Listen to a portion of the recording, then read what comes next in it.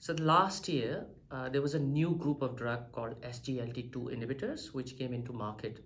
Is essentially these are anti-diabetic drugs. So first time when they were released in the market, the main indication or the main use of these drugs was to reduce complication in patients with diabetes.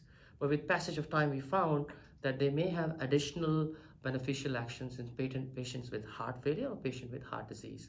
So what we did was last year we conducted a study at Fiona Stanley Hospital where patients admitted with heart disease, i.e. heart attack, acutely ill patients, we actually prescribed these medications.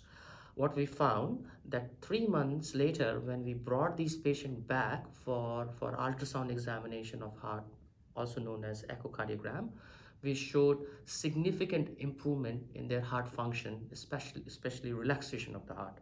But one of the main reasons, I would say, criticism or deficiencies of the study was this was not a randomized study. So we gave this drug to a group of patients who were willing to take the drugs, but there was no placebo or there was no dummy pill. For us to show that this is truly beneficial, I think the next step is to repeat this study by doing what is in literature is known as randomized control trial. So that's what we are planning. I think there are two other important issues here which we should be aware of. Number one, there is I would say, I wouldn't want to say a myth, but there is some concern amongst the physicians that when these drugs are prescribed to acutely ill patients, i.e. patients with heart attack, is they are not as safe as they are expected to be. So this is we have now shown that once given with proper precautions in patients who are deemed safe by cardiologist or endocrinologist, these drugs are actually quite safe.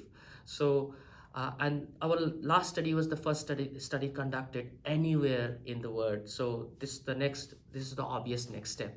We hope we can show that on top of everything else which our heart attack patients they get, if we can add these drugs, especially if they have diabetes at this stage, type 2 diabetes, we are hoping to extend to even type 1 diabetes at some stage, is they will benefit. It will reduce incidence of heart failure and other adverse complications associated with heart attack.